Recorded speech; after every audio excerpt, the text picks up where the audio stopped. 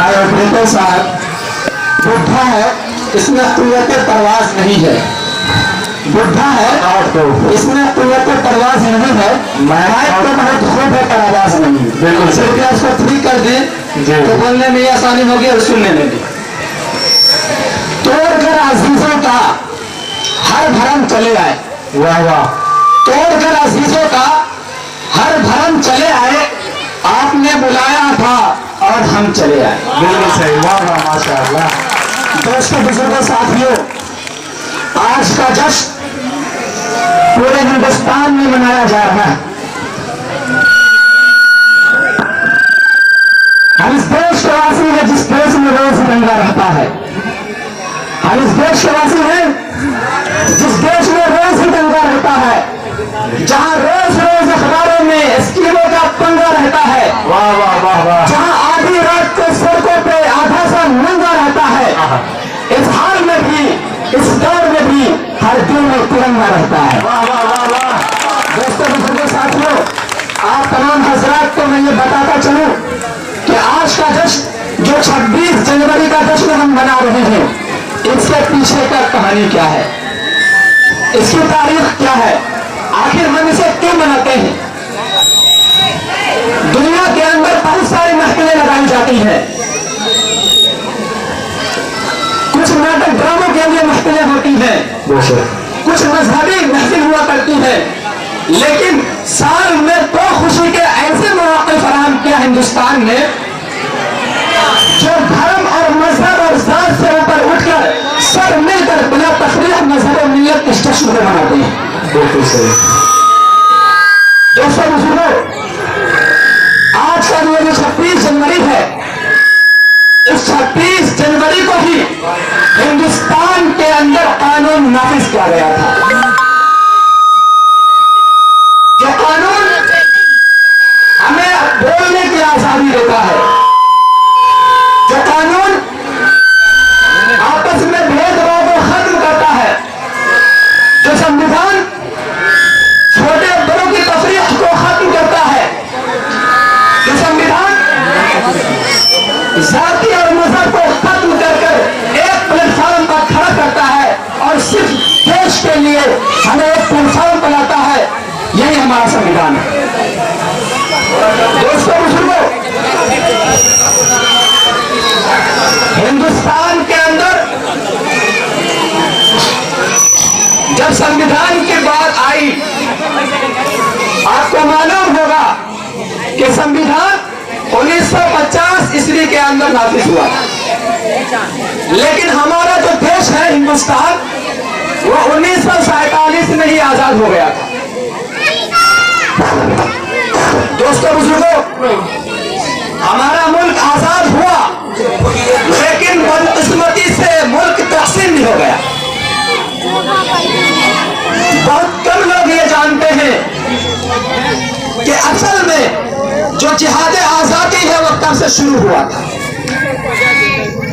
दोस्तों, बुजुर्गों, आमतौर से जो स्कूल के सिलेबसों में जो उनकी निशानों में पढ़ाई जाती है, वो ये दर्शाया जाता है कि 1857 से देश की आजादी शुरू हुई। लेकिन मेरे मोहतरम बुजुर्गों और दोस्तों, मैं आपको ये बता दूं कि 1857 में देश की दूसरी जंग आजादी हुई थी। पहली जंग आजादी जो हुई थी वो 1831 में हुई थी। दोस्तों, बुजुर्गों, जब हिंदुस्तान के अंदर अंग्रेज 1600 ईस्वी के अंदर ईस्ट इंडिया कंपनी के नाम से हिंदुस्तान के अंदर प्रवेश किया, और उस वक्त का जहांगीर बादशाह था, जो मुगलिया सल्तनत का बादशाह था, उससे इजाजत लेकर ईस्ट इंडिया कंपनी का बुनियाद डाल दिया। उसके बाद धीरे धीरे उन्होंने अपना पंजा कसना शुरू कर दिया, अपनी ताकत बनानी शुरू कर दी, और बड़े बड़े शहरों में, हिंदुस्तान के बड़े बड़े शहरों पर काबिज हो गए। लड़ाइयां होती रही। सबसे पहले लड़ने वाले हिंदुस्तान के लिए, जो मुल्क के लिए शहीद हुए, वो बादशाह सिराजुद्दौला थे। फिर टीपू सुल्तान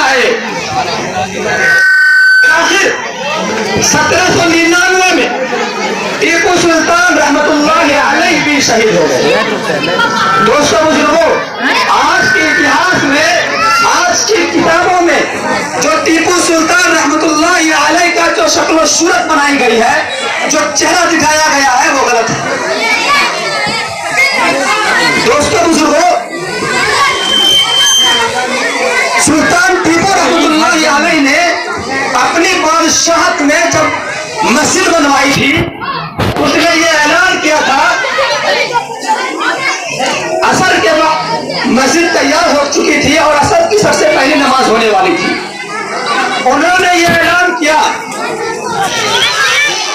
कि इस मस्जिद की इमामत पहले वो कराएंगे जिनकी पूरी जिंदगी में, जब से वो आकिल और बालिग हुए हैं, पूरी जिंदगी में कभी भी फर्ज नहीं छूटा हुआ हो, पूरी जिंदगी। ऐसा उनका शर्त था। सारे लोग दंग रह गए कि ऐसा शख्स कहां से ढूंढ कर लाया जाए जो बालिग होने के बाद जब नमाज फर्ज हो जाती है, उसके बाद से अब तक कोई एक नमाज में कज़ा नहीं हुआ होगा। बिलाखिर आप लोगों को यह जानकर बड़ी खुशी होगी और गर्व महसूस होगा कि आखिर में सुल्तान टीपू रहमतुल्लाहि अलैह आगे बढ़े और ये कहा कि मैं अपने राज को फौत नहीं करना चाहता था, लेकिन दूसरा कोई चारा नहीं है, मैं ही वो हूँ जिसकी बालिग होने के बाद से अब तक कोई नमाज कज़ा नहीं है। इतने बड़े अल्लाह के वली थे, लेकिन आज किताबों में देखिएगा तो शक्ल सूरत से मुसलमान दिखते ही नहीं। ये इतिहास के साथ में खिलवाड़ किया गया है। दोस्तों बुजुर्गों, उसके बाद जब हिंदुस्तान के अंदर श्रीरंगपट्टनम में सुल्तान टीपू रहमतुल्लाहि अलैह को शहीद कर दिया, तब उनके लाश पर खड़े होकर अंग्रेज ने यह ऐलान किया कि आज ये हिंदुस्तान हमारा, इस मुल्क के अंदर अब हमारी हुकूमत होगी। खल्क खुदा की, लेकिन हुकूमत बादशाह सलामत का, मशहूर कौल है। दोस्तों बुजुर्गों, उसके बाद दिल्ली में शाह अब्दुल अजीज रहमतुल्लाहि अलैह ने 1803 ईस्वी में यह फतवा दिया कि आज ये हिंदुस्तान हमारा गुलाम हो गया और हिंदुस्तान को आजाद कराने के लिए हर मुसलमान पर जिहाद आजाद करना फर्ज है। ये सबसे पहली आवाज थी जिहाद आजादी के लिए।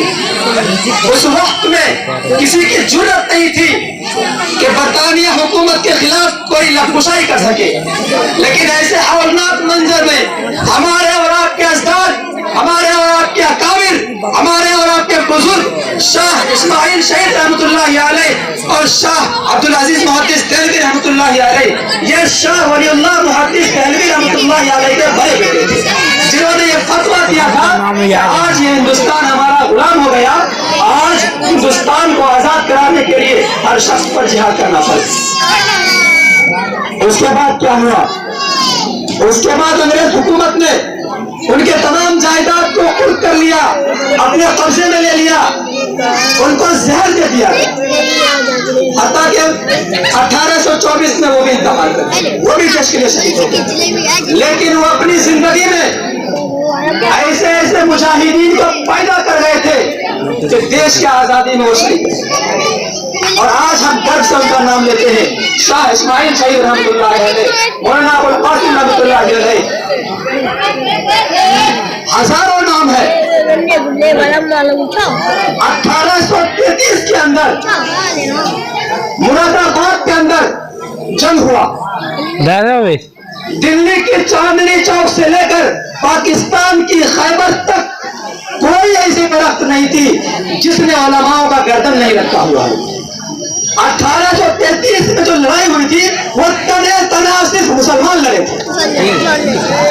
लेकिन आज हमसे ये पूछा जा रहा है कि हिंदुस्तानी होने का सर्टिफिकेट दिखाओ। आज हमसे ये पूछा जा रहा है। इसी गली के खाक से, इसी गली के खाक से यही खाक हम अपनी मिटाएंगे, न भुलाए आपको आएंगे, न निकाले आपको जाएंगे। दोस्तों बुजुर्गों, 1833 में 1000 उलमा। उसके बाद 1857 में दूसरी जिहाद आजादी हुई, उसमें हिंदू और मुसलमान दोनों मिलकर लड़े, लेकिन अपनों की बगावत की वजह से वो जंग भी हमने शिकस्त खाई। दोस्तों बुजुर्गों, उसके बाद 10 साल के बाद दारुल उलूम देवबंद का बुनियाद डाला गया। दारुल उलूम देवबंद का बुनियाद इसीलिए डाला गया था ताकि वहां से मुजाहिदीन को पैदा किया जा सके, उनके रगो रेशे में जिहाद आजादी को पेवस्त किया जा सके और अपने मुल्क के लिए कुर्बान हो सके, और उसमें आज तक हम कामयाब हैं। रिचार्ज नहीं है, पहला मदरसा था जो जिहाद आजादी के लिए बुनियाद रखी गई। दोस्तों बुजुर्गों, जैसे जैसे जिहाद आजादी आज मुल्क अब हिंदुस्तान आजाद दिख रहा था, वैसे वैसे हमारे बुजुर्ग, हमारे अकाबिर गांधी जी से, मोतीलाल नेहरू से, कांग्रेस पार्टी से ये वादा लेते जा रहे थे कि हिंदुस्तान आजाद होगा, तो बताओ इस देश का, इस मुल्क का कानून क्या होगा? ये हिंदू स्टेट होगा या सेकुलर स्टेट होगा? दोस्तों बुजुर्गों, मुल्क आजाद हुआ, लेकिन बदकिस्मती से मुल्क तस्लीम भी हो गया। उस वक्त में एक ताकत उभरी और उन्होंने ये जोर लगाया कि मुसलमान ने अपने इस्लाम के नाम पर पाकिस्तान ले लिया, अब इस हिंदुस्तान का जो कानून होगा, ये जो स्टेट होगा, ये हिंदू स्टेट होगा, सेकुलर स्टेट नहीं होगा। लेकिन हमारे अकाबिर कांग्रेस पार्टी को, मोतीलाल नेहरू को, गांधी जी को पकड़कर बैठ गए कि हमसे जो वादा किया था उसे पूरा करो। मुल्क की तकसीम में दस्तखत अगर आपने की है, हमने नहीं की है, मुजरिम आप हैं, हम नहीं। हम तो चाहते ही नहीं थे कि मुल्क का बंटवारा हो, हम तो हिंदुस्तान चाहते थे जहां हिंदुस्तान के अंदर हमारे पुरखों की पूरी नस्लें कुर्बान हो गई और अपनी नस्लें कुर्बान करने के लिए हम आज भी तैयार हैं। दोस्तों बुजुर्गों, तब जाकर ये प्रस्ताव लिया कि कांग्रेस पार्टी का सबसे पहला और बुनियादी फर्ज ये होगा कि मुसलमान की ज़बान, मुसलमान की तहजीब, मुसलमानों की तमद्दुन, मुसलमानों के मदरसे, मुसलमानों के लिबास, हर एक चीज महफूज रहेगी। उनकी ज़बान पर पाबंदी नहीं होगी, वो आजाद होंगे। ये दस्तावेज आज भी हमारे उलमाए कराम के पास मौजूद है। दोस्तों बुजुर्गों, वक्त बहुत कम है और मैं अपनी बात को बहुत ज्यादा खत्म करने जा रहा हूँ। एक नज़्म पढ़कर जो विषय नज़्म करेंगे हम कहते हैं, इस्लाम तो अज़ल से है आतंक के खिलाफ। इसी के मद्देनजर जो नज़्म लिखा गया है, समाज फरमाएगा, अगर अच्छा लगे। इस्लाम तो अज़ल से है आतंक के खिलाफ, इस्लाम तो उसूल तो मोहब्बत है, प्यार है।